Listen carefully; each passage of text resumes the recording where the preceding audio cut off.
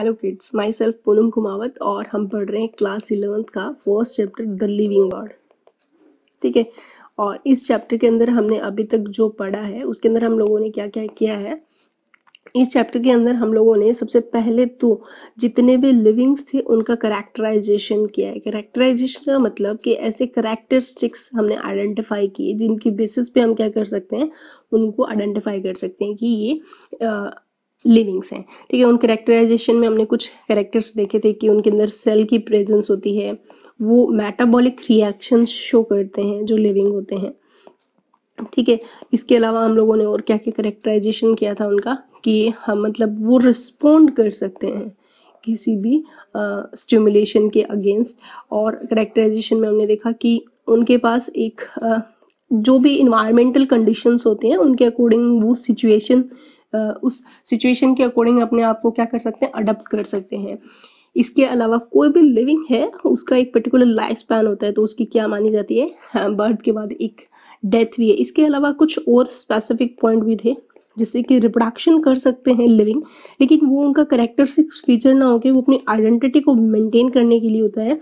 और ऐसा ही एक और था ग्रोथ। ठीक है, तो कुछ इस तरह के हम लोगों ने क्या किया था, करेक्टराइजेशन किया था। उसके बाद हमने करेक्टराइजेशन करने के बाद में हमारा जो सेकंड स्टेप था वो उन लिविंग्स को आइडेंटिफिकेशन का था।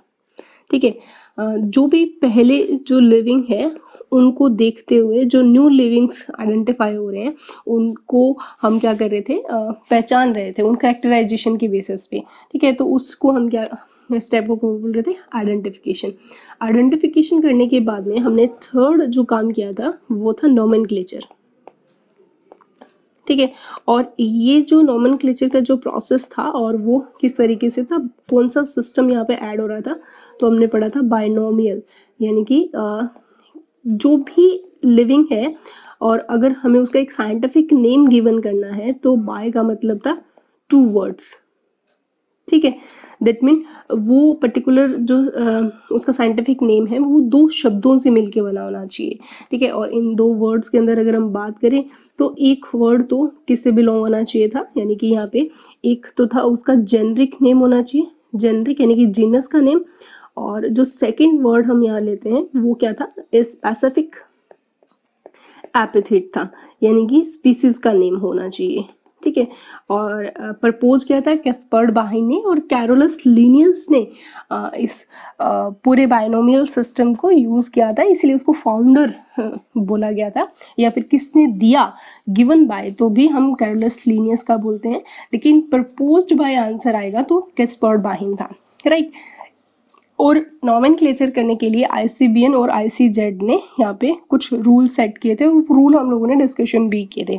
ठीक है, तो उन रूल्स को करने के बाद अब हमारे पास जो नेक्स्ट रहता है, फोर्थ पॉइंट, वो रहता है क्लासिफिकेशन करना।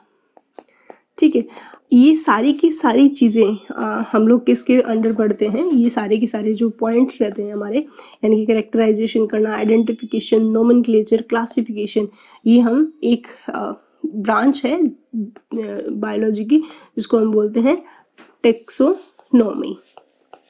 ठीक है, तो टेक्सोनोमी के अंडर हम ये सारी चीज़ें डिस्कशन कर रहे हैं। ठीक है, अब हमें नेक्स्ट हमारा जो स्टेप रहता है वो क्या है, क्लासिफिकेशन करना। यानी कि हमें उन लिविंग्स को क्या करना है, क्लासीफाई करना है। जितने भी हमारे पास अभी तक लिविंग्स की नंबर की बात करें तो अभी तक हमें अर्थ पर 1.7 to 1.8 मिलियन जो है वो लिविंग आइडेंटिफाई हो चुके हैं। अब इन सबको हमें क्या करना है, एक सिस्टमेटिक फॉर्म में या फिर बोल सकते हैं एक वेल डेवलप्ड फॉर्म में हमें इनको क्या करना है, ऑर्गेनाइज्ड करना है। सीधी सी बात है, आपको एक बहुत सारी भीड़ दे दी जाए और आपको बोला कि इसको हमें एक वेल डिफाइंड तरीके से हमें क्या करना है, अरेंज करना है, तो आप पर्टिकुलर कुछ ना कुछ ऐसे रूल्स जरूर क्रिएट करोगे कि हाइट के वाइज हम उन ग्रुप को क्या कर सकते हैं, करते जो लंबे हैं वो आगे आ जाएं, या छोटे हैं जो आगे आ जाएं, लंबे हैं वो पीछे चले जाएं, या जो क्लास फर्स्ट से बिलोंग कर रहे हैं, सेकंड, थर्ड, फोर्थ से बिलोंग कर रहे हैं, तो कहीं ना कहीं कुछ ना कुछ रूल हम जरूर लगाते हैं जब भी हमें क्या करना होता है, क्लासिफिकेशन करना होता है। तो हम यहाँ देखते हैं कि क्लासिफिकेशन कैसे करना है। तो क्लासिफिकेशन के लिए हमारे पास पहले तो हम देखते हैं क्लासिफिकेशन होता क्या है और कितने टाइप का है। ऐसे स्पेसिफिक आपको एनसीईआरटी ने मेंशन नहीं किया है क्लासिफिकेशन के बारे में, लेकिन फिर भी मैं आपको कुछ टाइप्स हैं जो मैं ज़रूर यहाँ पे डिस्कशन करूँगी, जो एनसीईआरटी के डायरेक्ट फर्स्ट चैप्टर में तो नहीं दिए, लेकिन सेकंड चैप्टर में क्लासिफिकेशन के अंदर उन्होंने रखे ज़रूर हैं। तो मैं यहाँ पे क्लासिफिकेशन जो टॉपिक चल ही रहा है तो उसी की पर्सपेक्टिव ये सारी चीज़ें क्लियर कर दूँगी। ठीक है, तो क्लासिफिकेशन क्या है? क्लासिफिकेशन के अंदर हम अगर डिफिनेशन की बात करें तो क्लासिफिकेशन जो है एक आर्ट है, ठीक है, ऑफ आइडेंटिफाइड। अगर हम इसकी डेफिनेशन की बात करें, distinctions among organism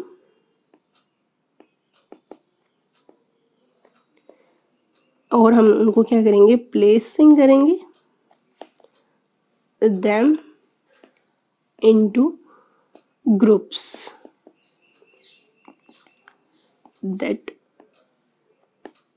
reflect their most significant features and relationship is called classification. Biological classification word use कर सकते हो यहाँ पे, स्पेसिफिक बायोलॉजिकल क्लासिफिकेशन। ठीक है, तो यानी कि क्लासिफिकेशन में हम क्या करते हैं, ये एक ऐसी आर्ट है जिसके अंदर हम पहला तो आइडेंटिफिकेशन करेंगे पर्टिकुलर कैरेक्टरिस्टिक्स को, फिर हम उनको प्लेस करेंगे कि इसके अंदर ग्रुप्स के अंदर कि कौन से फीचर्स उनके साथ सिमिलरिटी शो कर रहे हैं या कोई रिलेशनशिप है वो शो कर रहे हैं।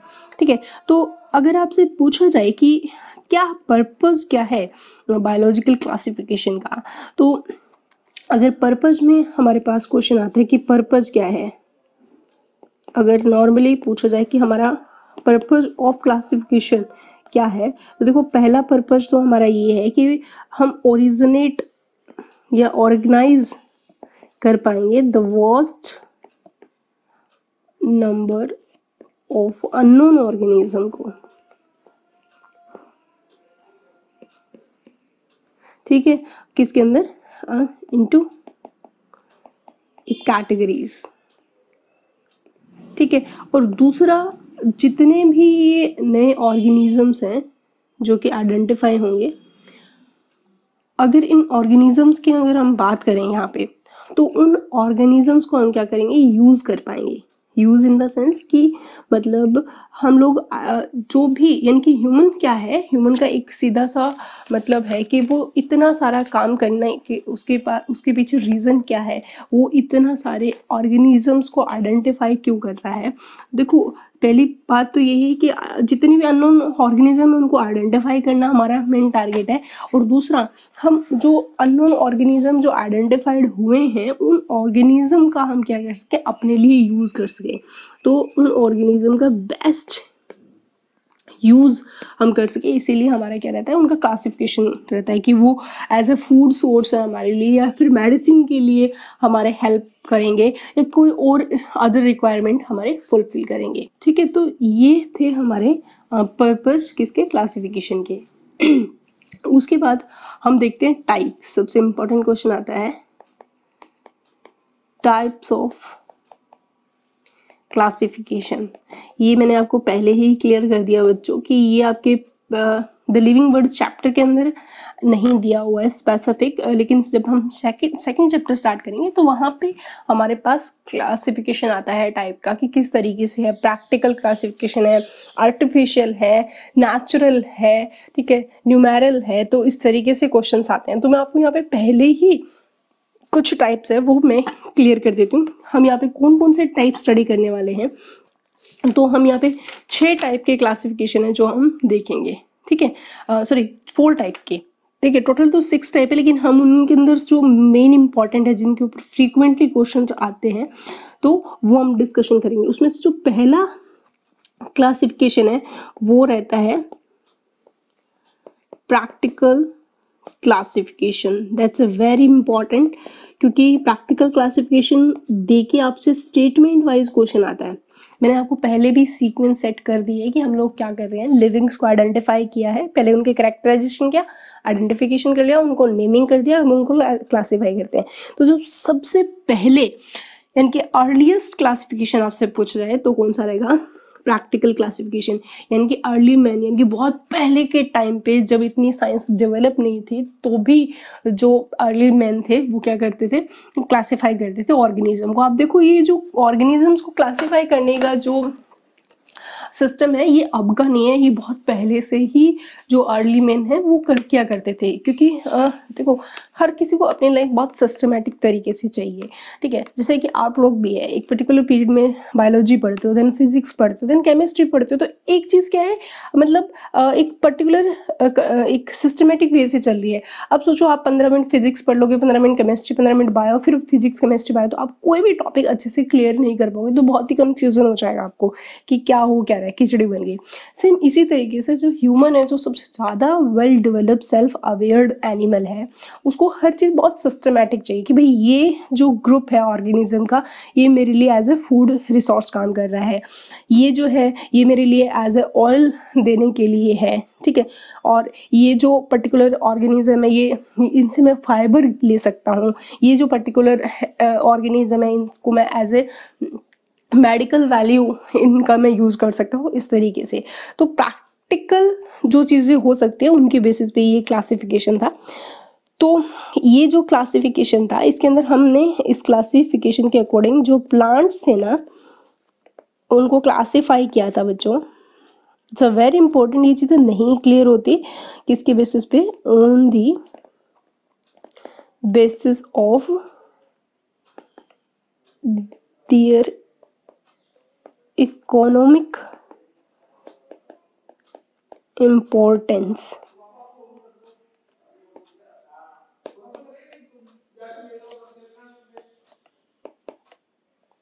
ठीक है, इकोनॉमिक इम्पोर्टेंस के बेसिस पे।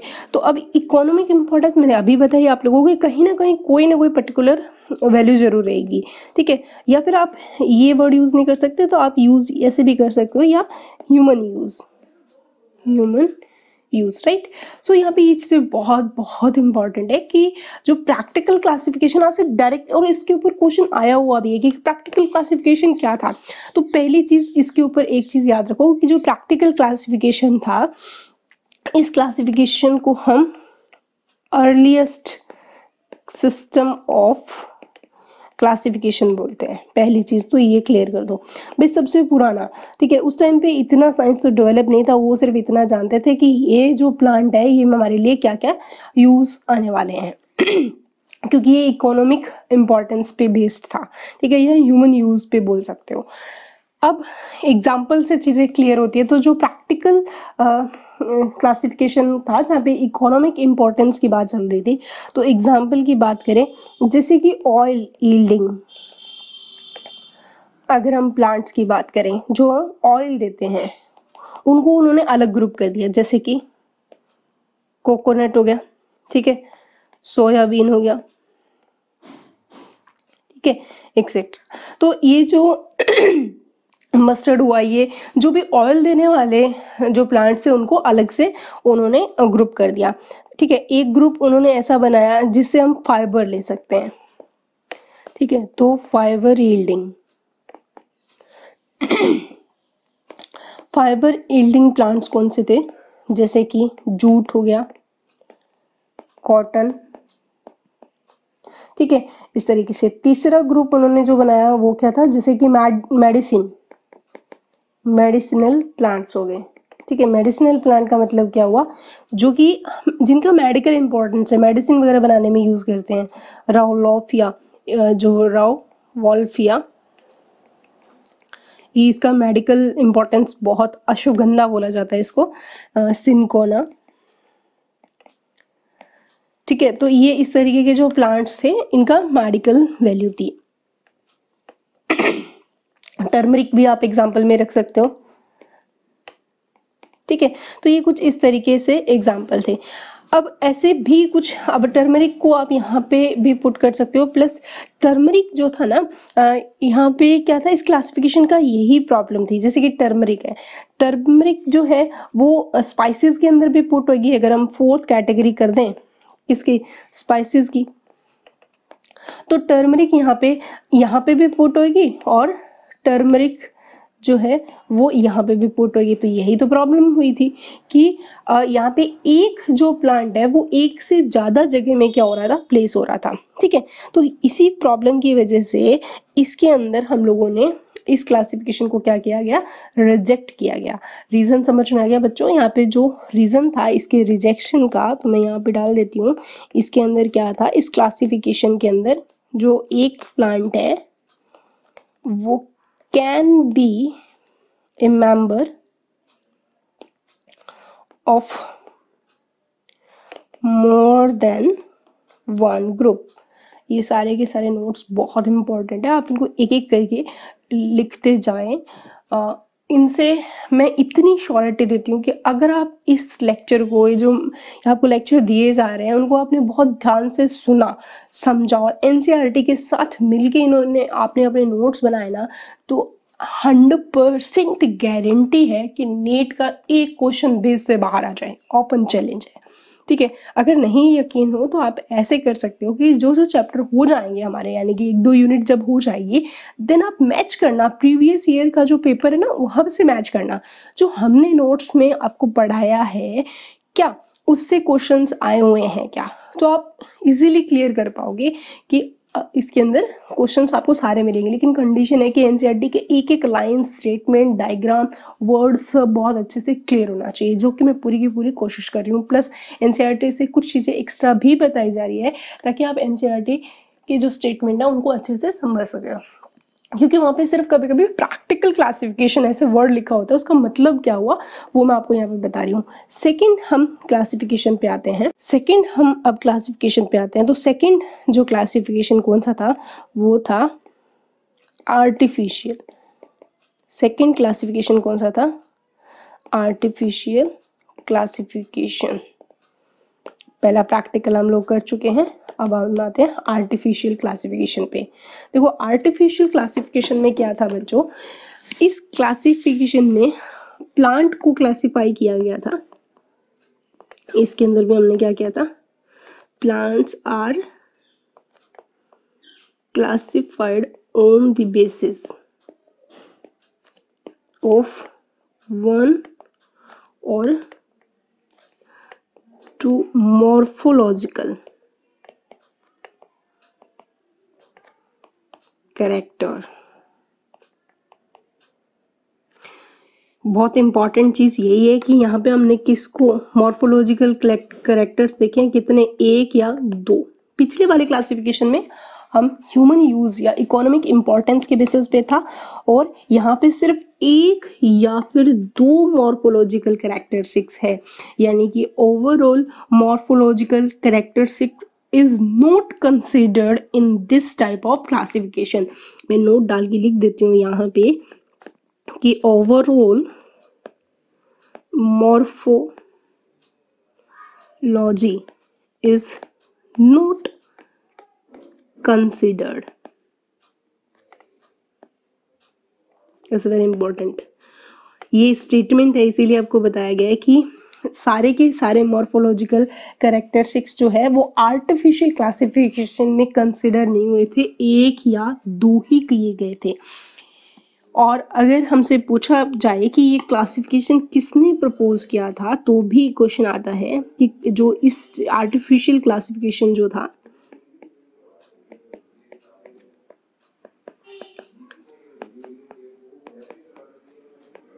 proposed by Linnaeus, ठीक है, is artificial.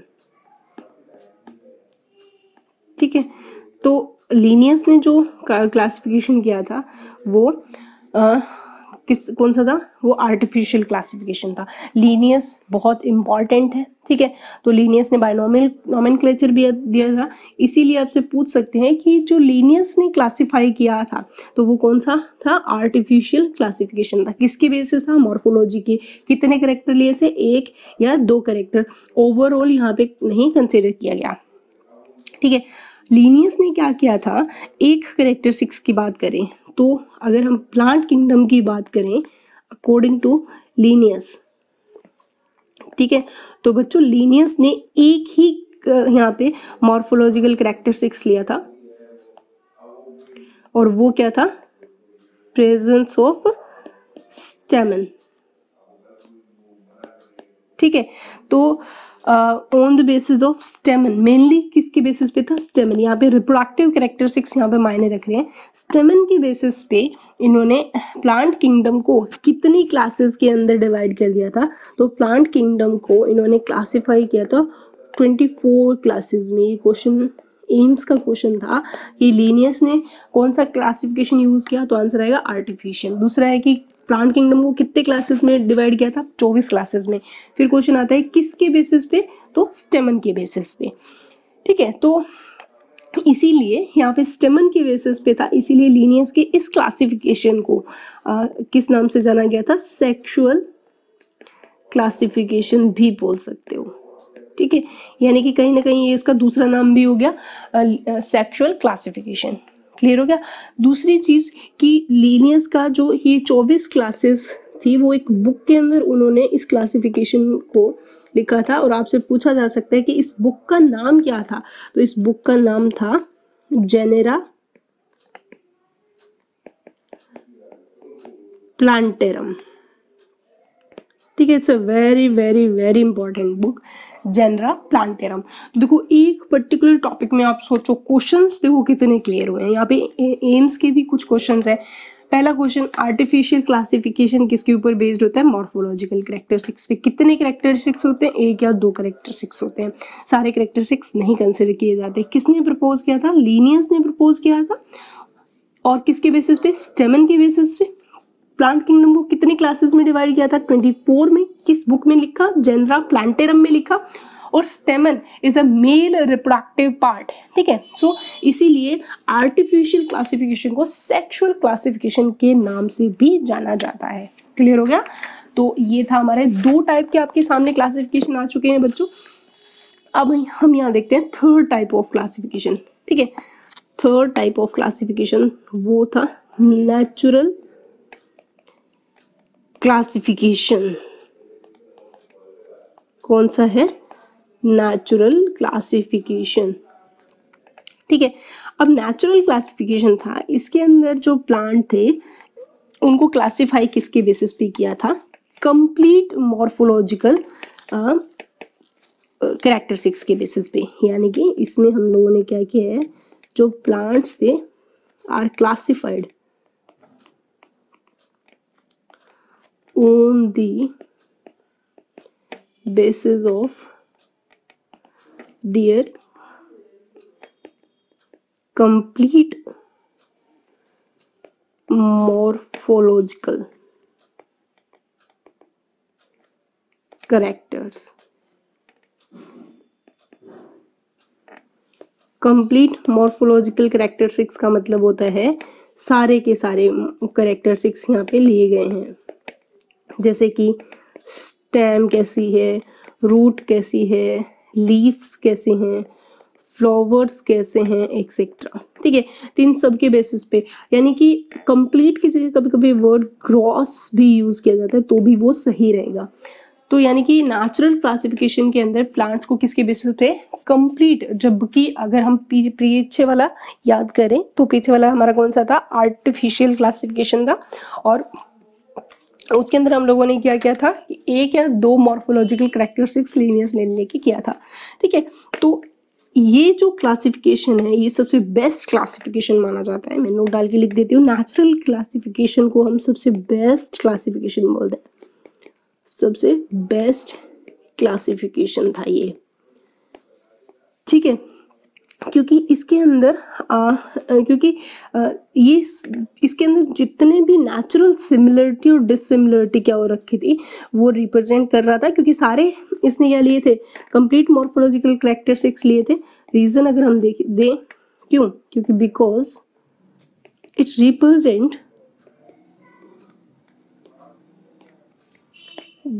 The natural similarities and dissimilarity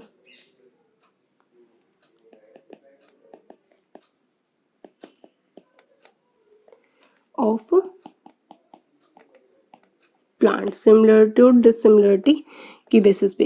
तो यहाँ पे इट इज रिप्रेजेंट कर रहा था रिलेशनशिप अमंग द, यानी कि सीधी सी बात है, ये जो क्लासिफिकेशन था वो एक इंटर रिलेशनशिप प्रेजेंट करता है, क्योंकि इंटर रिलेशनशिप का मतलब है यहाँ पे कि कौन से प्लांट कितना किसके क्लोज हैं, ठीक है, और कितने कैरेक्टरिस्टिक्स उनके मैच हो रहे हैं। तो सबसे बेस्ट क्लासिफिकेशन पूछा जाए तो कौन सा था, तो आंसर आएगा नेचुरल क्लासिफिकेशन, ठीक है। अब हम देखते हैं कि जो नेचुरल क्लासिफिकेशन है इसके अकॉर्डिंग हम देखें कि जो आर्टिफिशियल के अंदर अभी हमने देखा कि कितने टाइप थे, 2 या 3, एक या 2 सिमिलर कैरेक्टरिस्टिक्स आइडेंटिफाई करते हैं, जबकि यहाँ पे कंप्लीट मॉर्फोलॉजिकल कैरेक्टरिस्टिक्स है। तो जो नेचुरल क्लासिफिकेशन था बच्चों, आगे क्लासिफाई होता है, नेचुरल क्लासिफिकेशन जो था उसको हम अगर हम क्लासिफाई करें तो ये 2 टाइप में आता है, ठीक है। एक तो कौन सा था, नेचुरल नॉन फाइलोजेनेटिक, और एक था नेचुरल फाइलोजेनेटिक क्लासिफिकेशन। अब यहाँ पे जो फाइलोजेनेटिक वर्ड है ना वो बहुत इंपॉर्टेंट है, तो हम पहले देखते हैं नॉन फाइलोजेनेटिक क्लासिफिकेशन के अंदर क्या था। यहाँ पे इस क्लासिफिकेशन के अंदर जो फाइलोजेनी कंसिडर नहीं हुई थी, नॉट कंसिडर्ड फाइलोजेनी। अब ये जो फाइलोजेनी का मतलब क्या है, फाइलोजेनी का मतलब होता है इवोल्यूशनरी रिलेशनशिप, मतलब कि कौन सा प्लांट पहले और कौन सा बाद में, एक एवोल्यूशन जो सीक्वेंस है उसको कंसिडर नहीं किया गया, कौन कितना कम डेवलप है, कौन कितना ज़्यादा डेवलप है, यहाँ पे इससे कोई मतलब नहीं था। सीधी सी बात है कि सिमिलर कितने हैं, भाई टैप रूट है तो वो किसके अंदर है, एडवेंशियस रूट है तो वो किस में प्रेजेंट है, ठीक है। तो इस तरीके से सिंपल मॉर्फोलॉजिकल कैरेक्टरिस्टिक्स लिए थे, यहाँ पे फाइलोजेनी को कंसिडर नहीं किया गया था, जबकि नेचुरल के अंदर क्या किया गया था, फाइलोजेनी को कंसिडर किया गया था, ठीक है। यहाँ पे फाइलोजेनी जो थी कंसिडर की गई थी। तो यहाँ पे जो हमारे पास टर्म आती है फाइलोजेनी, फाइलोजेनी इसका मतलब क्या हुआ, फाइलोजेनी का मतलब हमारे लिए रहता है कि इवोल्यूशनरी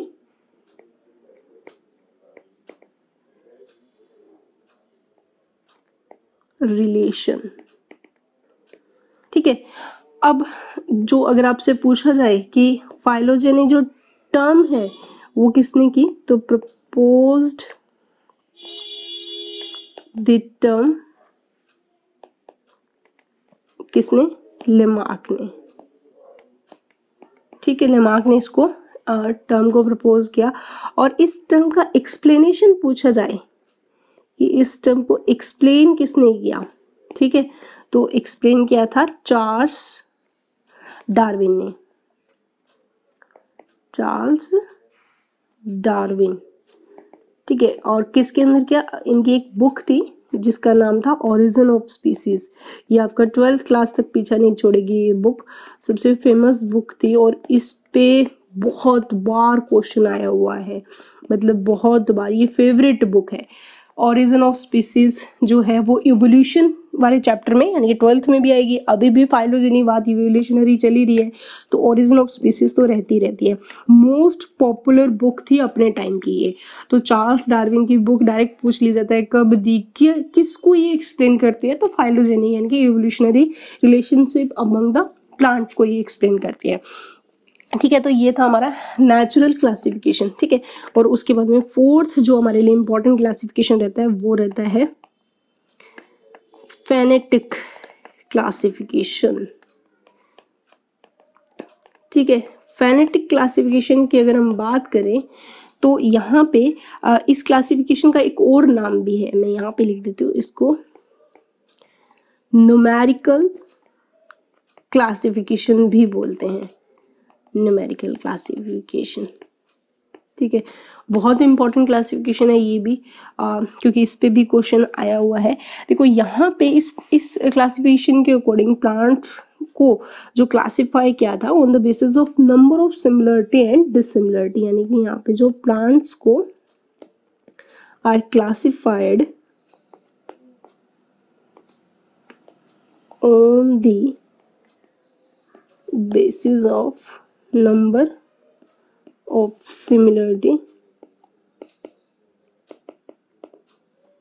और dissimilarities के बेसिस पे।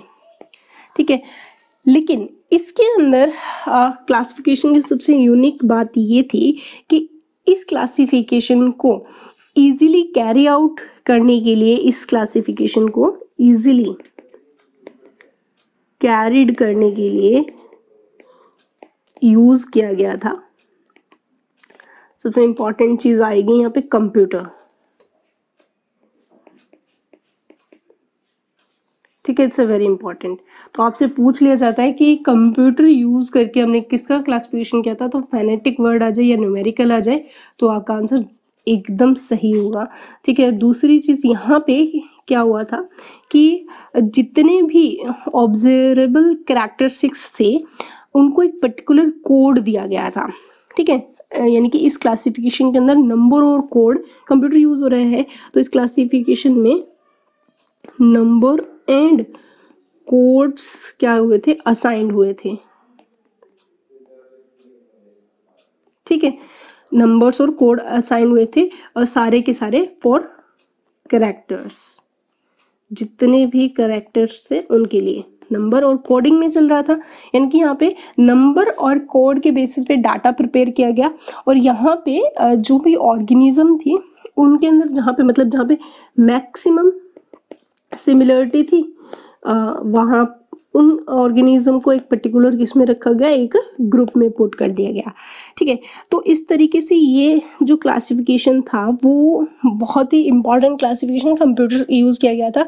और यहाँ पे क्या था कि कंप्यूटर का जब यूज हो रहा था तो यूज समझ लीजिए ना कि जितने भी कैरेक्टरिस्टिक्स है, जितने भी कैरेक्टरिस्टिक्स है उनको एक साथ एक ही टाइम पे आप क्या कर सकते हो, एनालाइज कर सकते हो, क्योंकि डेटा फिट किया गया है। और अगर सारी सिमिलरिटी शो हो रही है तो आपको क्लासिफाई करने में टाइम ही नहीं लगेगा, जो कंप्यूटर है उसको रन करेगा और नंबर और कोड के अकॉर्डिंग 1 मिनट में जो मैक्सिमम सिमिलरिटी शो कर रहे हैं उन ऑर्गेनिज्म को एक पर्टिकुलर ग्रुप में रख देगा। ठीक है, यहाँ पे जो कैरेक्टरिस्टिक्स थे वो भी कौन से लिए गए थे, मॉर्फोलॉजिकल कैरेक्टरिस्टिक्स ही लिए गए थे। लेकिन अब मैंने आपको सबसे बेस्ट कौन सा बताया था, नेचुरल बताया था, लेकिन ये आपको लग रहा होगा कि तो और भी बेस्ट हो गया क्योंकि यहाँ पे कंप्यूटर से काम हो रहा है तो वो तो एग्जैक्ट सही रहेगा। तो रीजन इतना सा है बच्चों कि जो ये हमारा था ना न्यूमेरिकल क्लासिफिकेशन, इसके अंदर हमने सारे कैरेक्टरिस्टिक्स को जितने भी थे उनको सेम इंपॉर्टेंस दी थी। यानी कि इस क्लासिफिकेशन के अंदर जितने भी कैरेक्टरिस्टिक्स थे, कैरेक्टर्स हैव सेम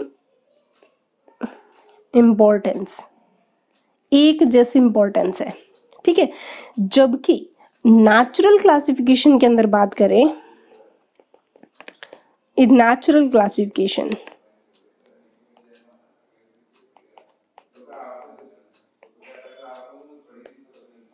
ठीक है, वहां पे जो फ्लोरल यानी कि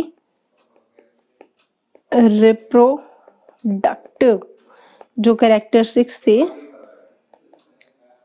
वो यहाँ पे क्या किया गए थे, हैव मोर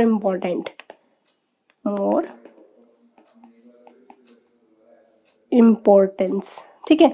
तो अगर आपसे पूछ लिया जाए कि जो न्यूमेरिकल क्लासिफिकेशन है यानी कि इसमें और जो नेचुरल क्लासिफिकेशन है इनके अंदर क्या डिफरेंस है, उसमें भी तो सारे के सारे कैरेक्टरिस्टिक्स लिए, इसमें भी सारे के सारे लिए हैं।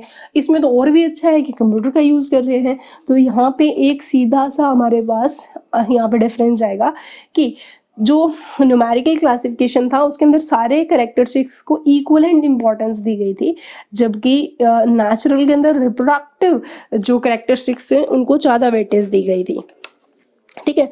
यहाँ पे रिप्रोडक्टिव कैरेक्टरिस्टिक्स का मतलब क्या होता है, देखो मैं यहाँ पे एक शॉर्ट में बता रही हूँ कि जो प्लांट होता है ना बच्चों, प्लांट के दो पार्ट कंसिडर किए जाते हैं। ठीक है, कौन कौन से? प्लांट का एक तो होता है वेजिटेटिव पार्ट, जो 10th में भी पढ़ा था आपने, और एक होता है उसका रिप्रोडक्टिव पार्ट। ठीक है, यहाँ पे जो सबसे इम्पोर्टेंट वैल्यू करता है वो होता है रिप्रोडक्टिव, क्योंकि वेजिटेटिव में हम 3 चीजें रखते हैं, रूट आती है, लीफ आती है और स्टेम आता है, जबकि जो रिप्रोडक्टिव पार्ट होता है उसके अंदर हम फ्लावर कंसिडर करते हैं। फ्लावर के अंदर मेल और फीमेल पोर्शन भी रहता है और जिनकी बेसिस पे क्लासिफिकेशन करना बहुत ही इजी हो जाता है। तो that is a important part कि यहाँ पे रिप्रोडक्टिव जो था उनको ज़्यादा इंपॉर्टेंस दी थी कंपैरेटिव टू वेजिटेटिव, जबकि न्यूमेरिकल के अंदर क्या गया था, इक्वलेंट इम्पोर्टेंस दी गई थी। जितना रिप्रोडक्टिव जितने इक्वल वैल्यू दे रहे थे उतना ही वेजिटेटिव भी दे रहे थे। तो बच्चों ये थे आपके चारों के चारों क्लासिफिकेशन। तो हमने 4 क्लासिफिकेशन कौन कौन से पढ़े हैं दोबारा से रिकॉल करते हैं। पहला क्लासिफिकेशन था हमारा वो था प्रैक्टिकल क्लासिफिकेशन, जिसके अंदर ह्यूमन यूज या इकोनॉमिक इम्पोर्टेंस की बात चल रही थी। सबसे पहला यही क्लासिफिकेशन था। आर्टिफिशियल के अंदर 1 या 2 मॉर्फोलॉजिकल कैरेक्टरिस्टिक्स, जहाँ पे लीनियस ने जिसको सेक्सुअल स्टेमन के बेसिस पे प्लांटेरा जेनरा प्लांट किंगडम को 24 क्लासेस में डिवाइड किया था। नेचुरल क्लासिफिकेशन जो था बेस्ट क्लासिफिकेशन था, क्योंकि उसके अंदर सारे के सारे मॉर्फोलॉजिकल कैरेक्टरिस्टिक्स को लिया गया था और उसको 2 पार्ट में भी डिवाइड किया था, फाइलोजेनी और नॉन फाइलोजेनी। ठीक है, एक चीज और मैं बता देती हूँ यहाँ पे, वो नोट डाल के लिखना। ये एम्स का क्वेश्चन था कि जो फाइलोजेनेटिक जो क्लासिफिकेशन होता है ना, नेचुरल के अंदर था ये, इसको हम एक और नाम से भी जानते हैं, also known as, that's important, cladistic classification. That's a very important cladistic classification phylogenetics के अंदर ही कंसिडर किया जाता है। नोट लगा लो यहाँ पे, इससे नीट का क्वेश्चन था। तो क्लैडिस्टिक क्लासिफिकेशन ओवरऑल फाइलोजेनी, जिसके अंदर एवोल्यूशनरी रिलेशनशिप की बात कर रहे हैं। मतलब क्या हुआ कि यहाँ पे हम एक सीक्वेंस को फॉलो करेंगे। सीक्वेंस इन द सेंस कि पहले हम लिखेंगे कौन से प्लांट आए थे, थैलोफाइट आया। ठीक है, जिसकी बॉडी जो थी बिल्कुल थैले जैसी थी, यानी कि यहाँ पे ना तो रूट थी, ठीक है, ना ही स्टेम था और ना ही क्या बच्चों लीफ थी। थैलोफाइटा एग्जाम्पल कहोगे मैम ऐसा कोई तो आता ही नहीं है प्लांट, एल्गा। ठीक है, तो यानी कि ऐसे प्लांट जिनका एक प्रॉपर बॉडी शेप ही नहीं है, तो ऐसे प्लांट सबसे सिंपल प्लांट है। ठीक है, एवोल्यूशन जिनका बहुत ही कम हुआ है और मतलब सबसे पहले ओरिजिनेटेड प्लांट जिनके अंदर थोड़ा सिंपल ऑर्गेनाइजेशन था। उसके बाद सेकंड जो क्लैडा बनता है वो कौन से आए बच्चों, ब्रायोफाइटा। क्लास 9th में आप पढ़ के आ चुके हो। ठीक है, अब जो ब्रायोफाइट्स थे उनके अंदर रूट लाइक और स्टैम लाइक और लीफ लाइक स्ट्रक्चर प्रेजेंट थी। ट्रू तो यहाँ पे भी नहीं थी, यानी कि यहाँ पे root stem and leaf like क्या थी, स्ट्रक्चर प्रेजेंट थी। ठीक है, उसके बाद में फिर यानी कि ये थैलोफाइटा से कुछ इवॉल्व थे। ठीक है, ब्रायोफाइटा फिर आगे और इवॉल्व होते हैं किसके अंदर, यानी कि इससे भी इवॉल्व प्लांट हमारे सामने आते हैं, वो कौन से, टेरिडोफाइटा। ठीक है, और जो टेरिडोफाइट्स प्लांट्स थे वो ब्रायोफाइट से ज़्यादा इवोल्व थे, क्योंकि यहाँ पे हमारे पास ट्रू रूट स्टेम और लीफ की प्रेजेंस देखने लगी थी, यानी कि यहाँ पे रूट बनने लगी थी और वो भी कैसी, एडवेंशियस। ठीक है, रूट का फॉर्मेशन होने लग गया था और यहाँ पे ट्रू लीफ भी मिल गई थी और स्टेम भी मिल गया था। यहाँ पे रूट आ गया तो मतलब यहाँ पे जो जाइलम टिश्यूज थे वो क्या होने लगे थे, डेवलप होने लगे थे। ठीक है, उसके बाद में टेरिडोफाइट्स के बाद में हमारे पास कौन आते हैं, टेरिडोफाइट्स के बाद में इवॉल्व होता है कौन, जिम्नोस्पर्म।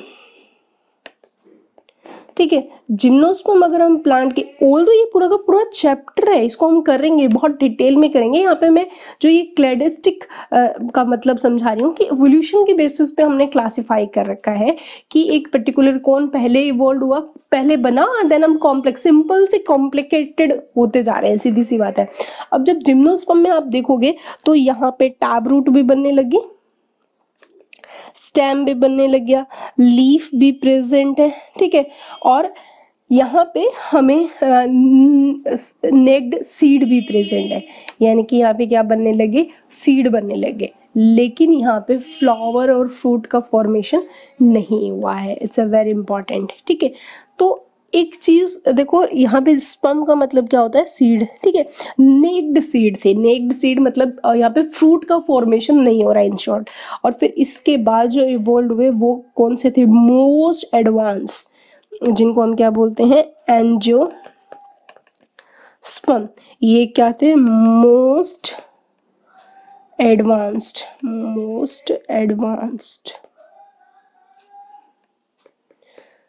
प्लांट थे, सबसे ज्यादा डेवलप्ड प्लांट, क्योंकि एंजियोस्पर्म जो थे इनके पास सब था, यानी कि रूट भी है, स्टेम भी है, लीफ भी है, फ्लावर भी है, और सबसे इम्पोर्टेंट चीज फ्रूट भी है, सब सब प्रेजेंट है।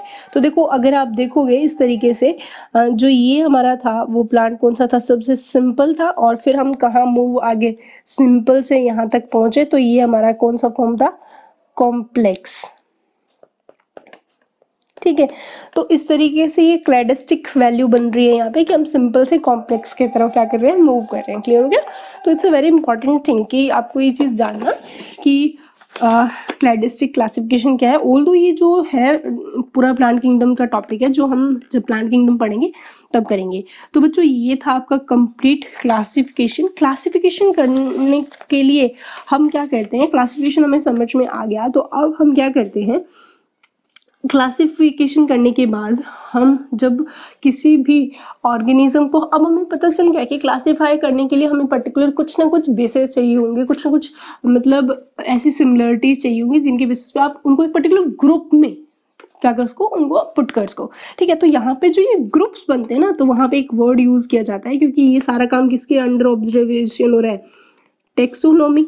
ठीक है, अब टेक्सोनोमी तो क्या करती है, क्लासिफिकेशन करवा रही है। ठीक है, अब जब टेक्सोनोमी क्लासिफिकेशन करवाती है तो टेक्सोनोमी के अकॉर्डिंग जो ग्रुप्स बनते हैं उन ग्रुप्स को क्या किया जाता है, एक पर्टिकुलर रैंक दिया जाता है, यानी कि रैंकिंग की जाती है, या फिर आप डेजिनेशन बोल सकते हैं, एक पर्टिकुलर कैटेगरी दी जाती है। तो टेक्सोनोमी के अकॉर्डिंग क्लासिफिकेशन जब किया जाता है तो टोटल कितने, 7 मेन टेक्सोनोमिक कैटेगरीज बनती है। टोटल कितनी बनती है बच्चों, that's a very important. Total कितनी कैटेगरी है, 7 कैटेगरीज है।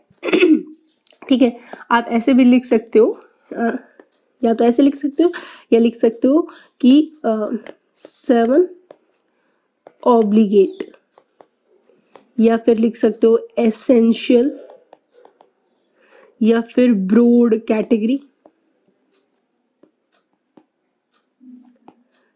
ठीक है, या फिर आप यूं भी लिख सकते हो 7 रैंकिंग, या फिर आप बोल सकते हो 7, आप क्या बोल सकते हो कि एक 7 क्या पुट करते हो, टेक्सा। ठीक है, टोटल कितने टेक्सा हम बनाते हैं, 7 टेक्सा हम यहाँ पे बनाएंगे। ठीक है, तो सीधी सी बात है कि जो क्लासिफिकेशन है ना वो एक सिंगल स्टेप प्रोसेस नहीं है, सीधी सी बात है, not a single step process. ठीक है, सिंगल स्टेप प्रोसेस का मतलब है कि एक स्टेप में कंप्लीट नहीं होगी, हमें यहाँ पे टोटल कितनी 7 कैटेगरीज को क्या करना पड़ेगा, फॉर्म करना पड़ेगा। और इन 7 की 7 कैटेगरीज को आप एक टेक्सोनोमी हियरार्की भी बोल सकते हो, टेक्सोनोमी हियरार्की, ठीक है। इस तरीके से हम इनको क्लासिफाई करते हैं। यानी कि यहाँ पे ऑब्लिगेट का मतलब क्या होता है, ऑब्लिगेट का मतलब होता है कि स्ट्रिक्टली यूज किया जाएगा, यानी कि जो चीज जहाँ पे है वो वहीं पे रहेगी, वो आगे पीछे नहीं हो सकती। पहले हम देखते हैं कि 7 कैटेगरीज थी कौन कौन सी। तो इन 7 कैटेगरीज की बात करें तो आपको एक ट्रिक के फॉर्म में मैं बताऊं तो आप ट्रिक याद रखो, कैप्कोफेगस, कैप्कोफेगस, ठीक है। अभी इस ट्रिक को हम सॉल्व करते हैं। देखो के से मतलब है यहाँ पे किंगडम, ठीक है। पी से मतलब है यहाँ पे फाइलम, ठीक है। लेकिन अगर प्लांट की बात करेंगे तो वर्ड यूज करेंगे हम यहाँ पे डिवीजन। एनिमल की बात करेंगे तो फाइलम, ठीक है। उसके बाद में सी से हमारा आएगा क्लास, ठीक है। उसके बाद में ओ से आएगा ऑर्डर, ठीक है। एफ से आएगी फैमिली, ठीक है। जी से आएगा जीनस और एस से आएगा स्पीसीज, ठीक है। तो ये है हमारा कैप्कोफेगस। आपको ये सीक्वेंस मैंने पहले भी बता दिया, ऑब्लिगेट है, दैट मीन किंगडम के बाद ही फाइलम आएगा, फाइलम के बाद ही क्लास आएगी। यानी कि ऐसा नहीं है पहले क्लास आ गई फिर फाइलम आ गया, ऐसा नहीं है। ये एक मतलब स्ट्रिक्टली यूज्ड रहता है कि मतलब ऑब्लिगेट है, मतलब इसको आप स्वैप नहीं कर सकते हो। तो इस तरीके से ये हमारे पास क्या बनी थी, टोटल 7 कैटेगरीज बनी थी, जिनकी सीक्वेंस जो है वो एक बार नहीं कई बार एग्जाम में पूछी गई है। तभी मैंने आपको एक ट्रिक याद करने के लिए बोला है, वो है कैप्कोफेगस। यानी कि ये आपको ट्रिक रहेगी कौन सी चीज कहाँ पुट होगी, सबसे पहले कौन आएगी। तो अगर आप देखोगे जो किंगडम होता है, वो किंगडम जो होती है वो बिगेस्ट कैटेगरी है, बिगेस्ट कैटेगरी, या अगर एक की बात करें तो बिगेस्ट टेक्सोन भी बोल सकते हो। और जबकि स्पीसीज जो रहती है बच्चों, वो रहती है स्मॉलेस्ट कैटेगरी। ये क्वेश्चन आया हुआ है, स्मॉलेस्ट कैटेगरी, ठीक है। या स्मॉलेस्ट टेक्सोन भी बोल सकते हो, या फिर इसके लिए एक और यूज किया जाता है बेसिक यूनिट ऑफ क्लासिफिकेशन, तब भी आंसर क्या जाएगा, स्पीसीज, ठीक है। दूसरी चीज, इन सबको आप क्या नाम दे सकते हो, ये जो सारे हैं इनको आप वैसे तो टेक्सा वर्ड यूज किया जाता है, लेकिन अगर सिंगल की फॉर्म में यूज करोगे तब वर्ड यूज करोगे टेक्सोन, ठीक है। तो ये सारे के 7 तो क्या हुए, टेक्सा हुए। और अगर सिंगल लेवल की बात होगी तो वर्ड यूज करेंगे टेक्सोन, यानी कि स्पीसीज अलग टेक्सोन है, जीनस अलग टेक्सोन है, फैमिली अलग टेक्सोन है, ऑर्डर अलग टेक्सोन है, क्लास अलग है, डिवीजन या फाइलम अलग टेक्सोन है, और किंगडम अलग है। लेकिन इनको एक साथ यूज करोगे तो वर्ड यूज करोगे टेक्सा, ठीक है। तो अगर आपसे पूछा जाए कि कितने टेक्सोनोमिक टेक्सा है तो 7, कितनी कैटेगरी है तो 7, रैंकिंग कितनी है तो भी आप लिखोगे 7, ठीक है। इसके अलावा यहाँ पे कुछ और चीजें हैं जो हमें यहाँ देखनी है, वो ये है कि अब अगर हम यहाँ पे सिमिलरिटी और डिसिमिलरिटी की बात कर रहे थे, राइट, तो यहाँ पे एक चीज देखना, ये एक क्या बन रही है, हियरार्की बन रही है, ठीक है। तो अगर आप क्लासिफिकेशन में देखोगे कि चाहे वो प्लांट हो चाहे एनिमल हो, ठीक है।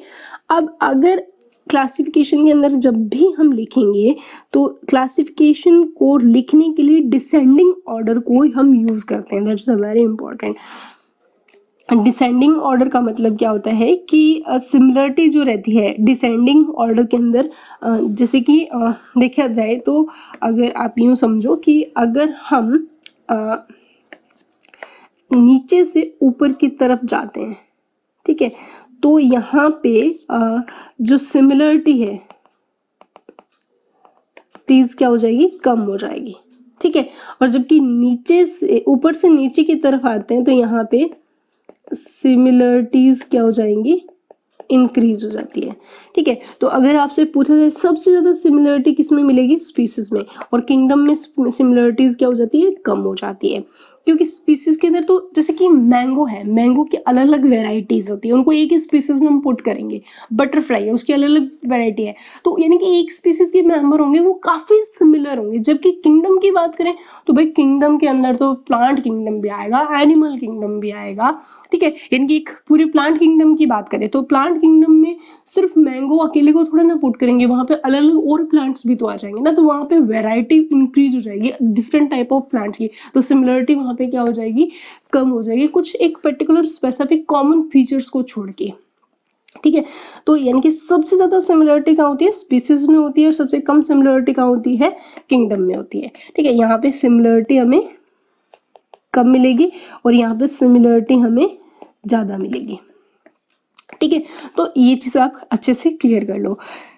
अब जो ये हायरार्की फॉर्म करते हैं तो उसके अंदर हमारे पास कुछ और भी सब कैटेगरीज भी रहती हैं, कुछ सब कैटेगरीज भी होती है। सब कैटेगरीज का मतलब ऐसी कैटेगरीज जैसे कि सब डिवीजन हुआ, ठीक है, सब ऑर्डर हुआ, सब क्लास हुई, ठीक है, सब फैमिली हुआ, ठीक है, एक्सेट्रा। तो ये इस तरीके के क्या रहते हैं, सब कैटेगरीज रहते हैं, यानी कि कुछ एक्स्ट्रा कैटेगरीज है। लेकिन इनका इन सब का अगर हम बात करें, they are used only when they are needed, जब इनकी जरूरत होती है तभी यूज किया जाता है। तो ये सारे के सारे क्या है, एक्स्ट्रा कैटेगरीज है। ठीक है, लेकिन हमारे लिए जो मोस्ट इंपॉर्टेंट कैटेगरीज तो यही सात है, kingdom, phylum, class, order, family, genus and species. ये 7 कैटेगरीज जो है वो सबसे इंपॉर्टेंट है। बाकी क्या है, ये सब कैटेगरीज है जिनकी जब जरूरत पड़ती है तब हम इनको यूज करते हैं। ठीक है, उसके बाद में एक चीज जो आपके एनसीईआरटी के अंदर मेंशन की गई है, भाई ये एनसीईआरटी का स्टेटमेंट है जिसको आपको बहुत अच्छे तरीके से समझना है, जो मैंने अभी भी आपको बताया था कि जैसे हम हायर लेवल से लोअर लेवल की तरफ आते हैं, ठीक है, तो नंबर ऑफ कॉमन कैरेक्टरिस्टिक्स क्या हो जाएंगे, बढ़ जाएंगे, जबकि हम उल्टा चलेंगे तो डिक्रीज हो जाएंगे। तो आपके एनसीईआरटी के अंदर ये स्टेटमेंट है कि as we go higher from species to kingdom, तो यहाँ पे जो नंबर ऑफ कॉमन कैरेक्टर्स हैं वो क्या हो जाएंगे, डिक्रीज हो जाएंगे। कॉमन कैरेक्टरिस्टिक्स यहाँ पे क्या हो जाएंगे बच्चों, डिक्रीज हो जाएंगे। जब हम कहाँ से कहाँ जा रहे हैं, हम स्पीसीज से कहाँ जा रहे हैं, किंगडम की तरफ। ठीक है, तो मैंने पहले भी यहाँ पे भी क्लियर किया था, जब हम स्पीसीज से किंगडम की तरफ जाएंगे तो सिमिलरिटी क्या हो जाती है, कम हो जाती है। ठीक है, तो ये आपका एनसीईआरटी का स्टेटमेंट है। अब ये स्टेटमेंट कई बार क्वेश्चन में आता है। अब ये स्टेटमेंट ऐसा है जो बड़ा ही कंफ्यूज करेगा। यहाँ पे higher from species to kingdom में वो ऐसे भी लिख दें, किंगडम टू स्पीसीज, ठीक है, और नंबर ऑफ, तो कुछ भी मतलब स्टेटमेंट वाइज यहाँ पे कुछ भी चेंजेस हो सकता है। तो आपको बहुत बहुत अच्छे से इस स्टेटमेंट को नोट करना है क्योंकि ये बहुत इंपॉर्टेंट स्टेटमेंट है। तो सीधी सी बात है कि जब हम स्पीसीज से किधर जाएंगे, किंगडम में जाएंगे, तो हमारे पास जो कॉमन कैरेक्टरिस्टिक्स हैं, यानी कि जो सिमिलरिटीज, या हम बात कर सकते हैं यहाँ पे टीज क्या हो जाएंगी, डाउन हो जाएंगी। ठीक है, यानी कि यहाँ पे जो कैरेक्टरिस्टिक्स कॉमन कैरेक्टरिस्टिक्स क्या हो जाएंगे, वो डिक्रीज हो जाएंगे जब हम स्पीसीज से किंगडम की तरफ जाएंगे। ठीक है, जबकि उल्टा करेंगे तो यहाँ पे सिमिलरिटी क्या होगी, इंक्रीज होगी। दूसरा एक और स्टेटमेंट है कि हायर जो कैटेगरी होती है, इनकी लोअर जो टैक्स होता है, ठीक है, यानी कि स्पीसीज हमारे पास कौन सी टैक्स है बच्चों, ये कौन सा है, लोअर टैक्सा है। एक सिंगल की बात कर रहे हैं, ठीक है, या टैक्सोन भी बोल सकते हो, ठीक है, टैक्सोन लिख सकते हैं। और ये हमारा क्या है, हायर टैक्सोन है। ठीक है, तो जो लोअर टैक्सोन्स होते हैं, या फिर और अगर लोअर टैक्सा की बात करें तो यहाँ पे जो कैरेक्टरिस्टिक्स होते हैं, यानी कि कॉमन कैरेक्टरिस्टिक्स क्या रहेंगे, यहाँ पे ज़्यादा रहेंगे। यानी कि यहाँ के इनके लोअर टैक्सोन के अंदर जो कैरेक्टरिस्टिक्स ऑफ द मेंबर्स होंगे वो काफ़ी सिमिलरिटी शो कर रहे होंगे, जबकि हायर टैक्सा के अंदर जो मेंबर्स होते हैं उनके अंदर सेम लेवल पे जो हमें डिफ्रेंशिएट करना होता है वो काफ़ी डिफिकल्ट हो जाता है, क्योंकि हायर लेवल के अंदर वेराइटी ऑफ एनिमल्स आ जाते हैं। तो वहाँ पे जो लिविंग्स हैं या जितने भी ऑर्गेनिज्म है उनके अंदर हमें सिमिलरिटी आइडेंटिफाई करना बहुत ही मुश्किल हो जाएगा। क्योंकि अगर मैंने तुम्हें पहले भी बताया था कि जो स्पीसीज है, तो जैसे कि हम मैंगो की बात कर रहे हैं, तो मैंगो की जितनी भी वैरायटीज है, ठीक है, वो सारी की सारी होंगी तो मैंगो ही। तो यहाँ पे हमारे पास जो सिमिलरिटी है वो क्या मिल रही है, ज़्यादा मिल रही है। ठीक है, अगर हायर टैक्सा किंगडम की बात कर रहे हैं, ठीक है, तो किंगडम के अंदर हमारे पास आएंगे प्लांट, ठीक है, और प्लांट के अंदर डिफरेंट टाइप ऑफ प्लांट्स देखने को मिलेंगे, नॉट ओनली मैंगो। ठीक है, तो यहाँ पे अलग टाइप के भी होंगे, तो यहाँ पे जो सिमिलरिटी होगी वो क्या होने लग जाएगी, कम होने लग जाएगी। सो ये चीज़ बहुत अच्छे से आपको क्लियर करनी होगी। एनसीईआरटी के स्टेटमेंट्स हैं जो आपको बहुत अच्छे से क्लियर करने होंगे। इसके अलावा कुछ वर्ड्स आते हैं, सुफिक्स जो है वो यूज किए जाते हैं फॉर टैक्सा या टैक्सोन लिख सकते हो। ठीक है, ये आपका थोड़ा सा नीट या एडवांस लेवल का टॉपिक है, लेकिन क्वेश्चन आए हुए हैं तो मैं आपको बता रही हूँ। जैसे कि डिवीजन के लिए जब भी वर्ड यूज करेंगे, जो सफिक्स यूज करते हैं वो क्या रहता है बच्चों, फाइटा। ठीक है, दूसरा सब डिवीजन के लिए जो वर्ड सफिक्स यूज होगा वो फाइटिया, फाइटिना। ठीक है, क्लास के लिए जो सफिक्स यूज होता है वो होते हैं ऑप्सिडा और फाइसी।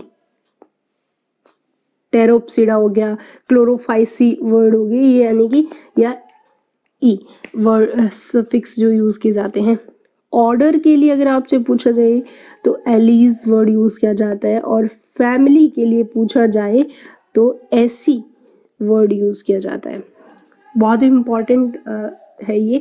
लेकिन इसके साथ एक क्वेश्चन और भी आता है कि ऐसे कौन से टैक्सोन है जहां पे सफिक्स यूज नहीं होते, यानी कि नो सफिक्स। तो वहां पे वर्ड आ जाएगा, एक तो जीनस, एक आ जाएगी स्पीसीज, और एक आ जाएगा किंगडम। ठीक है, तो इनके लिए कभी भी सफिक्स यूज नहीं होता। सफिक्स तो केवल division, sub division, class, order और फैमिली, जिसके अंदर फैमिली और ऑर्डर का आपके क्वेश्चन पूछा गया है नीट के अंदर। ठीक है, तो ये थे हमारे सारे के सारे टेक्सोनोमिक कैटेगरीज, जिनको यानी कि जो ये जितनी भी टेक्सोनोमिक कैटेगरी है इनको एक हियरार्की के अंदर प्रेजेंट कर रहे हैं, तो उसको हम टेक्सोनोमिक हियरार्की भी बोल सकते हैं।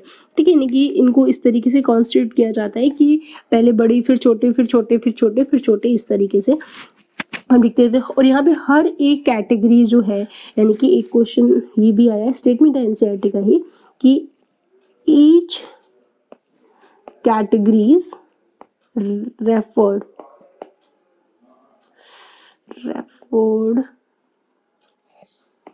to as a unit of classification।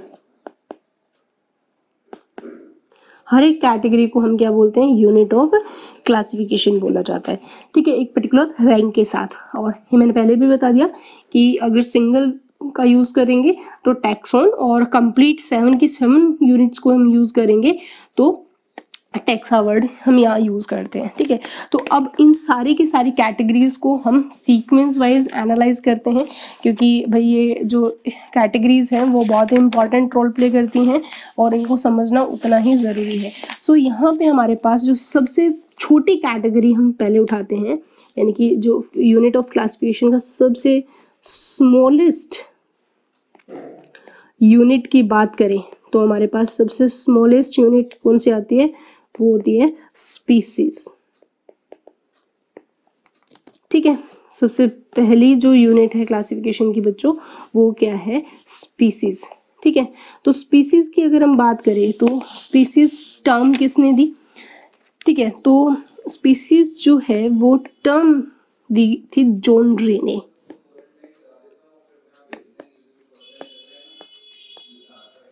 John रे ने दी थी।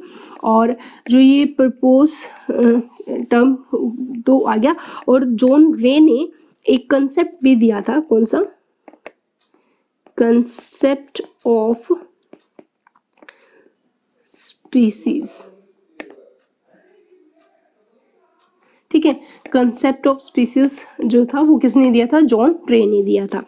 यानी कि जॉन रे ने यहाँ पे मोर देन 18,000 प्लांट और एनिमल्स को अपनी एक बुक थी उसके अंदर लिखा था। यानी कि स्पीसीज के बारे में अगर बात करें तो ये क्वेश्चन आया हुआ है कि जॉन रे ने डिस्क्राइब किया था, described more than 18,000 plants and animals, और एक बुक के अंदर, और उस बुक का नाम क्या था, हिस्टोरिया जेनेरलिस प्लांटेरम। स्पीसीज प्लांटेरम अलग थी बच्चों, बुक्स आपको बड़ा ही कंफ्यूजन में डालेगी। यहाँ पे बुक्स को जरूर याद रखना। बोल तो ये बुक इतनी ज़्यादा इंपॉर्टेंट तो नहीं है, लेकिन क्वेश्चन आया हुआ है तो एक बार आपके माइंड में रहनी चाहिए। यानी कि हम 7 कैटेगरीज, यानी कि क्लासिफिकेशन के अंदर हमने टेक्सोनॉमिक कैटेगरीज कितनी बनाई है, 7 कैटेगरीज, और हर एक कैटेगरी को हम यूनिट के नाम से जानते हैं, यूनिट ऑफ क्लासिफिकेशन। और सबसे छोटी कैटेगरी कौन सी थी, स्पीसीज। स्पीसीज टर्म किसने दी थी, जॉन रे ने। साथ में ही जॉन रे ने स्पीसीज ऑफ कंसेप्ट भी दिया था। इन्होंने लगभग 18,000 से भी ज़्यादा प्लांट और एनिमल को, स्पीसीज को इन्होंने क्या किया था, डिस्क्राइब किया था अपनी बुक के अंदर, और वो बुक का नाम क्या था, हिस्टोरिया जेनेरिक प्लांटेरम, ठीक है। अब हम देखते हैं कि ये स्पीसीज यानी कि कॉन्सेप्ट ऑफ स्पीसीज क्या था, जॉन रे ने दिया था ये, और इसका मतलब क्या था। सबसे मोस्ट एक्सेप्टेबल हम लोगों ने इसको किया था कि कॉन्सेप्ट ऑफ स्पीसीज। देखो इसके अलावा भी और भी दिए गए थे। पहले हम देखते हैं इसके अंदर कि जॉन रे ने क्या बोला। जॉन रे ने एक चीज़ यहाँ पे ये वर्ड यूज़ किया कि जितने भी स्पीसीज के मेंबर होते हैं वो आपस में क्या करते हैं, इंटरब्रीड करते हैं, ठीक है। और इंटरब्रीड करने के बाद में प्रोड्यूस करते हैं फर्टाइल ऑफस्प्रिंग, ठीक है। ये मेन बात थी कंसेप्ट ऑफ स्पीसीज की, ठीक है। ओवरऑल जो बायोलॉजिकल कंसेप्ट ऑफ स्पीसीज जो वर्ड भी आता है कभी कभी क्वेश्चन में, वो क्या है, एक और वर्ड आता है, वो क्या है, biological concept of species, that's also very important। इसका मतलब क्या होता है, बायोलॉजिक कंसेप्ट ऑफ स्पीसीज। इसको अर्नस्ट मेयर ने प्रपोज किया था, Ernst Mayr, that's very important. Overall जो बायोलॉजिकल कंसेप्ट ऑफ स्पीसीज जो था ना, पहले तो ये आया था और देन इसी को ही जॉन रे ने मॉडिफाइड किया था। तो जो अर्नस्ट मेयर ने इसको क्या किया था, प्रपोज किया था, ठीक है। और इसके अंदर अगर हम डेफिनेशन की बात करें, अगर हम देखें कि इसको डिफाइन किया था अर्नेस्ट मेयर ने, अगर स्पीसीज की डेफिनेशन की बात करें तो अर्नेस्ट मेयर के according species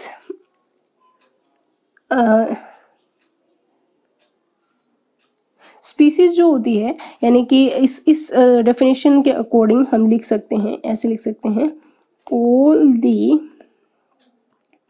members that can interbreed among themselves and can produce fertile offspring। ठीक है, तो जो ये मेंबर होंगे are the members of same species. ठीक है, दिस इज वेरी इंपॉर्टेंट। तो यहाँ पे ये डेफिनेशन मैंने पहले भी बता दिया कि बायोलॉजिकल कॉन्सेप्ट को ही जो जॉन रे था उन्होंने कंसेप्ट ऑफ स्पीसीज भी बोला गया था। ठीक है, तो यहाँ पे सीधी सी बात है कि एक स्पीसीज के मेंबर वही होंगे जो आपस में क्या कर पाएंगे, रिप्रोडक्शन कर पाएंगे, और रिप्रोडक्शन करने के बाद में जो ऑफस्प्रिंग्स होंगे उनके वो क्या होने चाहिए, फर्टाइल होने चाहिए। That's a important thing. ठीक है, अब क्या है, जो ये डेफिनेशन थी वो इनकम्प्लीट मानी गई, क्योंकि इसका जो ड्रॉबैक था कि जो मेयर की ये डेफिनेशन थी, यानी कि definition of Mayer was incomplete because this definition is applicable to sexual या sexually reproducing लिविंग बीइंग, यानी कि जिनके अंदर सिर्फ और सिर्फ सेक्सुअल रिप्रोडक्शन होता है, यानी कि वो जो एनिमल सिर्फ सेक्सुअल रिप्रोडक्शन कर सकते हैं उनके अंदर ही ये डेफिनेशन क्या हो रही थी, एप्लीकेबल हो रही थी। लेकिन ऐसे ऑर्गेनिजम्स भी हैं जो कि एसेक्सुअल रिप्रोडक्शन करते हैं, जैसे कि बैक्टीरिया हुए, माइकोप्लाज्मा हुआ, ब्लू ग्रीन एल्गे हुए, इनके अंदर जो रिप्रोडक्शन हो रहा है वो कैसा होता है, एसेक्सुअल रिप्रोडक्शन हो रहा है। तो इसका मतलब यहाँ पे ये कंसेप्ट क्या नहीं हो रहा, लागू नहीं हो रहा। तो इसीलिए यहाँ पे ये थोड़ा सा कंट्रोवर्शियल स्टेटमेंट था कि यहाँ पे जो था मेन कैरेक्टर जो डिटरमाइन हो रहा था वो हो रहा था इंटरब्रीडिंग। ठीक है, तो लेकिन ये जो इंटरब्रीडिंग है वो यहाँ पे एप्लीकेबल कुछ ही पर्टिकुलर ऑर्गेनिज्म के लिए था, सबके लिए नहीं हो रहा था। सो यहाँ पे जो क्लासिफिकेशन था डेफिनेशन के टाइम पे जो स्पीसीज को किया गया वो ऐसा माना गया कि वो सेक्सुअली ना होके मॉर्फोलॉजिकल कैरेक्टरिस्टिक्स के बेसिस पे भी होना चाहिए। इंटरब्रीडिंग तो है ही लेकिन मॉर्फोलॉजिकल भी होना चाहिए, यानी कि दिखने में भी एक जैसे हो। तो यहाँ पे बहुत बड़ी प्रॉब्लम आई, जैसे कि कॉयल और कौवा जो है अप्रॉक्सीमेटली देखने में एक जैसे होते हैं लेकिन वो दो डिफरेंट वेराइटी ऑफ स्पीसीज है। तो जो स्पीसीज की प्योर डेफिनेशन थी वो मॉर्फोलॉजिकल ना मान के फिर ओवरऑल किसको माना गया था, सेक्सुअल पे ही माना गया कि जो सेक्सुअल रिप्रोडक्शन करने वाले हैं और वो फर्टाइल ऑफस्प्रिंग्स अगर प्रोड्यूस कर रहे हैं दैट मीन वो किससे बिलोंग कर रहे होंगे, सेम स्पीसीज से बिलोंग कर रहे होंगे। लेकिन यहाँ पे बहुत सारे एक्सेप्शंस हैं जो हमारे सामने आएंगे। सीधी सी बात है कि यहाँ पे एक मेल और एक फीमेल आपस के अंदर सेक्सुअल रिप्रोडक्शन करके क्या बनाते हैं, ऑफस्प्रिंग बनाएंगे स्पीसीज के अंदर, और ये ऑफस्प्रिंग्स क्या होनी चाहिए, फर्टाइल होने चाहिए।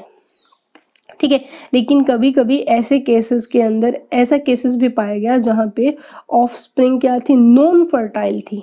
ठीक है, और ये केस कब थे, जब मेल और फीमेल दोनों ही किससे बिलोंग कर रहे हो, डिफरेंट स्पीसीज से बिलोंग कर रहे हैं। ठीक है, तो जो ऑफस्प्रिंग्स आएंगे वो कैसे आएंगे, नॉन फर्टाइल होंगे। और अगर मेल और फीमेल सेम स्पीसीज से बिलोंग करेंगे तो जो फर्टाइल आएंगे, जो ऑफस्प्रिंग्स आएंगे वो कैसे आएंगे, फर्टाइल आएंगे। मैं यहाँ पे बता रही हूँ डिफरेंट स्पीसीज का मतलब क्या हुआ, एग्जाम्पल से समझते हैं तो आपको क्लियर हो जाएगा। पहला एग्जाम्पल लेती हूँ जो बड़ा ही जाना पहचाना एग्जाम्पल है। ओवरऑल यहाँ पे इस तरीके के जो भी पॉइंट्स आ रहे हैं वो क्या थे, एक्सेप्शन थे। इनको हम क्या मान के चलते हैं, ये सारे क्या है, एक्सेप्शंस हैं। ठीक है, तो पहला एक्सेप्शन हमें क्या देखने को मिलता है, mule, that's a very important. ठीक है, म्यूल जो है वो एक इंटर स्पेसिफिक हाइब्रिड है, that's very important. Inter specific क्या है, हाइब्रिड है। इसके अंदर हम क्या करते हैं, एक हॉर्स लेते हैं, ठीक है, और एक जो दूसरी स्पीसीज क्या ली थी, डोंकी। ठीक है, हॉर्स का तो क्या लिया, फीमेल, और डोंकी का क्या लिया, मेल। ठीक है, और इन दोनों के बीच में जब हमने हाइब्रिडाइजेशन किया, हाइब्रिड जो बना इनका, और वो हाइब्रिड क्या था, म्यूल, वो हाइब्रिड क्या था, म्यूल था। ठीक है, और म्यूल क्या था, नॉन फर्टाइल था, या आप बोल सकते हो स्टेराइल। ठीक है, तो it's a very important example. ठीक है, अब यहाँ पे एक चीज और देखो, एक और एग्जाम्पल लेते हैं दूसरा, वो है कि वापस से हिनी का फॉर्मेशन करते हैं। हिनी क्या है ये देखते हैं, हिनी पे भी क्वेश्चन आया हुआ है। कोई ये यहाँ पे भी हॉर्स लिया है और एक तरफ क्या लिया है, डोंकी।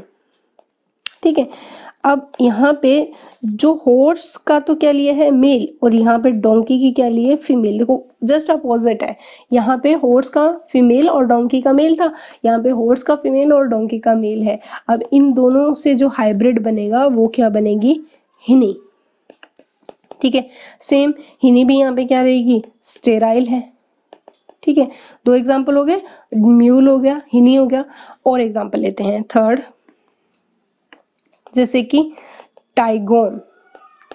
टाइगोन कैसे बनेगी, टाइगोन के अंदर जो बनती है, एक हम लेते हैं यहाँ पे टाइगर, ठीक है, और एक लेते हैं लाइन। ठीक है, टाइगर का हमने मेल और लाइन का क्या लिया, फीमेल, और दोनों को बनाया तो क्या बना, टाइगोन बना। और ये भी क्या थी, स्टेराइल। ठीक है, सेम टाइगोन के साथ साथ हम फोर्थ एग्जांपल लेते हैं, लाइगर। ठीक है, लाइगर को कैसे बनाएंगे, जस्ट इसका अपोजिट होगा। यहाँ पे जो टाइगर और जो लायन है, यहाँ पे क्या लिया था हमने, फीमेल। यहाँ पे टाइगर क्या क्या हो जाएगा, फीमेल, और लायन का क्या हो जाएगा, मेल, जस्ट अपोजिट। और इनसे जो बनेगा वो क्या बनेगा, लायन, टाइगर सॉरी। ठीक है, तो इस ये सारे के सारे ये क्या है, स्टेराइल है। ठीक है, तो इस तरीके से हम लोगों ने ऐसे कुछ एक्सेप्शंस भी देखे जहाँ पे स्पीसीज की जो डेफिनेशन है वो एप्रोप्रिएट नहीं होती। इसके अलावा ये जो कंसेप्ट था इसको बायोलॉजिकल कंसेप्ट बोला गया था स्पीसीज का। एक और कंसेप्ट आता है जो कि बहुत इंपॉर्टेंट है, एनसीईआरटी में तो मेंशन नहीं है लेकिन उससे रिगार्डिंग क्वेश्चन जरूर आए हैं, वो है टेक्सोनोमिक कॉन्सेप्ट ऑफ स्पीसीज। ठीक है, टेक्सोनोमिक कंसेप्ट के अंदर क्या बोला गया कि जब स्पीसीज को डिटरमाइन करते हैं, यानी कि यहाँ पे इसके अंदर स्पीसीज को हम species is determined on the basis of morphological character, morphological characteristics के बेसिस पे। ठीक है, तो ऐसे को हमने क्या बोला, जो मॉर्फोलॉजिकल कैरेक्टरिस्टिक्स से एक जैसी होगी और उनको हम क्या नाम देते हैं, उनको हम बोलते हैं टेक्सोनोमिक स्पीसीज। क्या बोलते हैं, टेक्सोनोमिक स्पीसीज। क्लियर होगा। ठीक है, एग्जाम्पल से समझ में आएगा, यानी कि ऐसे स्पीसीज जो दिखने में एक जैसी है। एग्जाम्पल है हमारे पास ब्रेसिका ओलरेशिया, ट्राइनोमियल नोमेनक्लेचर में भी था ये, ठीक है। इसके अंदर अगर हम 3 स्पीसीज ले रहे हैं, एक तो कॉलीफ्लावर, कैबेज और नॉल, ये तीनों की तीनों मतलब जो है कॉलीफ्लावर, कैबेज और नॉल है, ये कैसी स्पीसीज है, ये टेक्सोनोमिक स्पीसीज है, क्योंकि यहाँ पे जो फंडामेंटल जो मॉर्फोलॉजिकल कैरेक्टरिस्टिक्स हैं वो आपस में क्या रहे हैं, एक जैसे दिख रहे हैं, यानी कि इन तीनों के पास जो मॉर्फोलॉजिकल कैरेक्टरिस्टिक्स हैं वो एक जैसे हैं, यानी कि इनके पास सेम मॉर्फोलॉजिकल क्या है, कैरेक्टर्स हैं, ठीक है। तो इसीलिए इनको हम टेक्सोनोमिक स्पीसीज में रख सकते हैं। इसका मतलब एक टेक्सोनोमिक स्पीसीज में कई सारी वैरायटी हमें देखने को मिल सकती है, ठीक है। लेकिन हमारे लिए जो ये टेक्सोनोमिक कंसेप्ट है वो एक पर्टिकुलर कुछ ही प्लांट्स के लिए एप्लीकेबल होता है, जबकि ये कुछ एक्सेप्शन को छोड़ के हमारा जो बायोलॉजिकल कंसेप्ट ऑफ स्पीसीज है दैट्स अ वेरी इंपॉर्टेंट, यही हमारे लिए इम्पॉर्टेंट रहता है, ठीक है। तो ये है हमारी कौन सी स्पीसीज, सबसे छोटा अगर हम देखें, यानी कि बायोलॉजिकल कंसेप्ट ऑफ स्पीसीज जो होता है वो किसके ऊपर बेस्ड था, अगर आपसे एक क्वेश्चन पूछा जाए तो ये बेस्ड होता है किसके ऊपर, बेस्ड ऑन रिप्रोडक्टिव आइसोलेशन, ये क्वेश्चन आया हुआ है, आइसोलेशन इंपॉर्टेंट है, दैट्स अ वेरी इंपॉर्टेंट, कि जो बायोलॉजिकल कंसेप्ट है वो किसके ऊपर है, रिप्रोडक्शन के आइसोलेशन के बेसिस पे है, और जबकि हम यहाँ आए जो टेक्सोनोमिक कंसेप्ट की अगर हम बात करें तो टेक्सोनोमिक कंसेप्ट जो रहेगा हमारा वो किसके बेसिस पे रहेगा, वो हमारा मॉर्फोलॉजिकल कैरेक्टरिस्टिक्स के बेसिस पे रहता है, ठीक है। तो ये हम लोगों ने सारी की सारी स्पीसीज के बारे में जितने भी कंसेप्ट थे वो पढ़ लिए हैं। ओवरऑल हमारी एक चीज़ समझ में आ चुकी है कि जो स्पीसीज होती हैं ये एक तो स्मॉलेस्ट टेक्सोनोमिक कैटेगरी है, दूसरी चीज इसको बेसिक यूनिट ऑफ क्लासिफिकेशन भी बोला जाता है, ठीक है। दोनों चीजें बहुत ही इंपॉर्टेंट है यहाँ पे, स्पीसीज को हम स्मॉलेस्ट कैटेगरी या बेसिक यूनिट ऑफ क्लासिफिकेशन भी बोलते हैं, ठीक है। 7 जो कैटेगरीज थी उनके अंदर सबसे छोटी कैटेगरी हम कर चुके हैं, बाकी की जो 6 टेक्सोनोमिक कैटेगरी है, टेक्सोनोमिक कैटेगरीज जो हैं ये हम नेक्स्ट क्लास के अंदर पढ़ेंगे, ठीक है, जिसके अंदर हम लोग देखेंगे कि जीनस क्या है, फैमिली, ऑर्डर, क्लास, डिवीजन या फाइलम और किंगडम, सारी की सारी चीज़ें हम नेक्स्ट क्लास के अंदर डिस्कशन करेंगे।